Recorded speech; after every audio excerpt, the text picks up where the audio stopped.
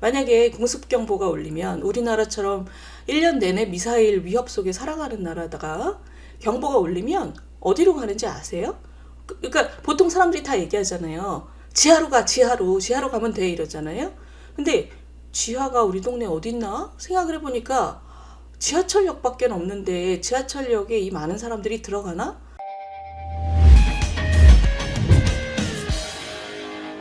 83년인가 그랬죠? 이웅평 대위가 그 전투기를 몰고 내려왔죠. 그때가 아마 일요일이었을 거예요. 제가 낮잠을 잘 안 뜨고 있었는데 막 실제 상황입니다 이랬잖아요. 젊은 분들은 기억도 안 나시겠네요. 제가 53살이니까 제가 중학교 때 딱 그 느낌이 지금 아직도 남아 있어요. 실제 상황입니다. 그래서 다들 전쟁이 난 줄 알았죠. 그래서 굉장히 놀랬던 기억이 납니다. 그래서 저야 뭐 아이니까 챙길 것도 없지만 이렇게 전쟁이 나는구나 이런 생각을 했었어요. 그러면서 그때 대피 경보나 이런 것도 다 매뉴얼대로 했는데 어마어마한 혼란이 왔다고 얘기들이 있었죠. 저 이 얘기 왜 하신지 아시겠죠? 지난주 서울 사는 분들 새벽에 놀라셨죠? 그 다른 분들은 아마 뉴스를 통해서 보셨을 텐데 굉장히 시끄러운 소리가 핸드폰에서 나서 다들 깼습니다. 저는 사실 깨 있었는데 그것 때문에 정신을 차렸죠. 대피를 하라 그래서 저는 이제 뉴스를 쭉 보시는 분들은 아마 알았을 거예요. 그 북한이 뭘 쏜다고 했기 때문에 그건가 보다. 근데 이번에 뭐가 다른가? 그리고 일단 또 다른 뉴스가 나오기 전까지 옷을 갈아입고 나갈 준비를 하고 있었죠. 그랬는데 그것이 여러 가지 소동을 일으켰습니다. 오늘 그 얘기 좀 우리 시스템에 대해서 한번 생각을 해볼게요. 이거죠? 동아일보 헤드라인 재밌습니다. 왜 어디로 피하라는 거냐? 대혼란. 그리고 중앙일보도 똑같아요. 새벽에 요란한 경보. 그런데 어디로? 이게 저도 딱 이렇게 느꼈습니다. 그 6시 반에 문자를 보고 옷을 갈아입고 딱 앉았는데 근데 어디로 가지? 이랬어요. 그러니까 참 시청자 여러분들 이거는 앞으로도 우리 국민들이 알아놓으셔야 되는 거죠. 이거 보세요. 그 6시 41분에 너무나 시끄러운 소리가 나서 대피할 준비를 하시고 어린이와 노약자 우선 그러니까 무슨 큰일이 난 것 같잖아요. 위급 재난 문자고 서울 6시 32분에 서울 지역의 경계경보 발령 그 다음에 두 번째는 20분 있다가 행안부에서 오발령이었습니다. 이렇게 왔어요.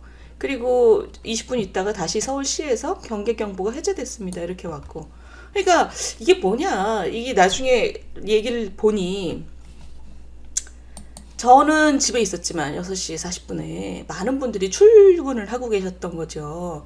출근을 하시다가 대피하라는 문자가 왔으니까 엄청 놀란 거예요. 왜 어디로 그리고 이제 뭐 난리가 났을 거 아닙니까? 저 출근 오늘 그럼 직장 가지 말고 대피를 해야 되나? 집에 아이들은 어떡하냐? 뭐 이렇게 혼란이 잔뜩 있었던 거죠. 그게 이제 20분 동안 그랬던 거죠.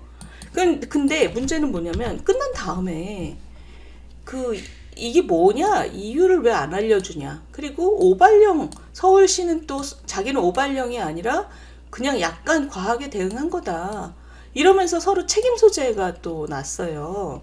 그러니까 국민들 입장에서는 이게 이런 게 제일 싫은 거죠. 국민들 입장에서는 굉장히 혼란스러운 상황이 있었고 여기서 다음번에는 이런 혼란스러운 상황이 없도록 뭐를 고쳐야 되는가를 차분하게 생각해야 되는데 행안부하고 서울시가 서로 책임 공방을 나서는 바람에 이분들이 그 감각이 없는 거예요.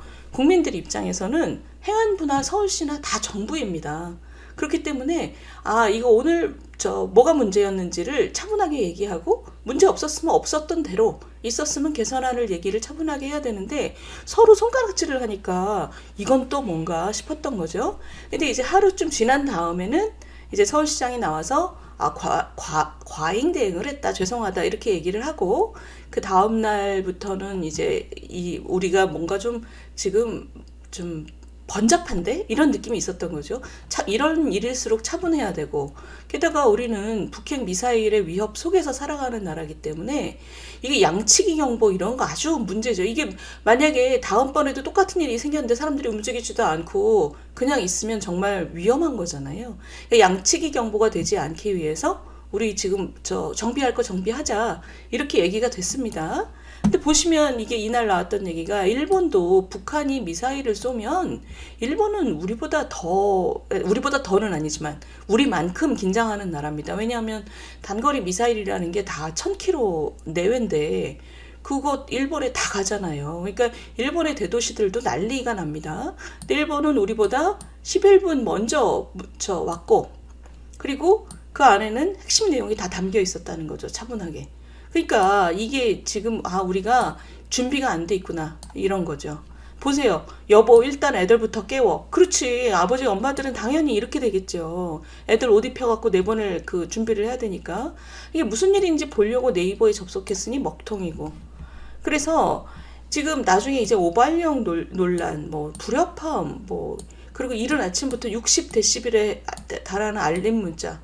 그러니까 이게 서울시가 잘못 알고가 아니라 약간 착각을 했던 것 같아요. 저 서울시는 우린 잘못하지 않았다고 얘기하지만 행안부는 다른데 다 안 보냈는데 왜 니네만 보내? 뭐 이러고 지금 싸웠습니다, 그날. 그럴 때 이제 서울 시민들은 화가 났죠. 근데 문제는 뭐냐면 우리가 이제 그 일본 오키나와 지역에 발령된 재난 문자하고 비교했을 때 우리는 괜히 국민들을 불안하게만 만들고 필요한 정보는 없었다잖아요. 그리고 이 경보를 발령한 시간도 훨씬 늦었고. 그래서 이거 경보를 어떤 식으로든 좀 제대로 해야 되겠다. 뭐 육하 원칙에 맞춰서. 근데 문제는 뭐냐면 시청자 여러분, 저는 제일 문제라고 느꼈던 게 뭐냐면 저도 보통 때도 생각을 하고 있었는데 안 찾아놨던 거죠. 그러니까 6시 반에 앉아서 근데 어디로 가지? 시청자 여러분들은 다 알아놓으셨어요? 어디로 갈지? 집에 계신 분들, 그러니까 출근하는 분들은 그거대로 또 문제고, 일단 집에 계신 분들부터. 만약에 공습경보가 울리면 우리나라처럼 1년 내내 미사일 위협 속에 살아가는 나라다가 경보가 울리면 어디로 가는지 아세요? 그러니까 보통 사람들이 다 얘기하잖아요. 지하로 가면 돼 이러잖아요. 근데 지하가 우리 동네 어딨나? 생각을 해보니까 지하철역밖에 없는데 지하철역에 이 많은 사람들이 들어가나? 그러니까 너무 혼란스러웠던 거예요, 저도. 그래서 제가 이거를 이거 나만의 문제가 아니구나. 우리 어머니, 아버지, 우리 식구들 다 이걸 모르고 계실 텐데 이게 우리는 지금 오발령이다 뭐다 이런 얘기 하고 있을 때가 아니라 국민들한테 확실하게 어떤 일이 벌어지면 어디로, 이게 분명하게 알려져야 되는 문제 같아요. 저는 그게 제일 중요한 문제 같습니다. 지금 보시면 대피소가 어디야? 그러니까 저만 그런 게 아니라 시민들이 다 이번에 그랬다는 거잖아요. 그런데 어디로? 이게 다 국민들 마음속에 있었던 거죠. 서울 시민들이. 보세요. 일단 인근 대피소는 지하철역, 지하주차장, 대형 건물 지하실 등 대피소 표지판이 부착되어 있는 지하실로 대피해야 된다. 이거 의미 없는 얘기입니다. 대피소 표지판이 어디 부착되어 있는지 아시는 분 있어요? 저희 동네는 저는 본 적이 없습니다. 이거는. 그러니까 아무런 의미 없는 얘기예요. 근데 이 앞에 부분 지하철역, 지하주차장, 대형 건물 지하실. 그러면 지하철이 없는 도시는 어떡하죠? 지하철이 없거나 대형 건물이 없는 동네는 어떡하죠? 이런 경우에 국민재난안전포털에서 이 대피소 정보가 조회 가능하답니다. 그 다음에 요거 안전디딤돌이라는 앱이 있어요. 그래서 지금 시청자 여러분 오늘 당장 이거 방송 끝나시면 그 핸드폰에서 안전디딤돌이라는 앱을 까세요. 그래서 이거 까는 거 어려우신 분들은 자녀분들이나 저 조카분들한테 안전디딤돌을 핸드폰에 깔아달라고 하시고 유사시에 밖에 나가 계실 때 요거를 내가 지금 어디로 가면 되는지를 요 앱에서 찾으시면 됩니다. 자기 현재 위치가 표시가 돼요. 그래서 저도 이번에 알았어요. 그래서 저도 어제 이걸 깔고 어디 현재 위치에 따라서 이게 어디로 가면 된다고 다 표시를 해줍니다. 그 다음에 집에 계시는 분들을 위해서는 요거는 그냥 한번 알아놓으시면 되죠. 국민재난안전포털을 네이버에서 딱 치시면 뜹니다. 국민재난안전포털로 들어가시면 자기 위치를 이렇게 치게 돼 있어요. 그래서 도로명을 치시면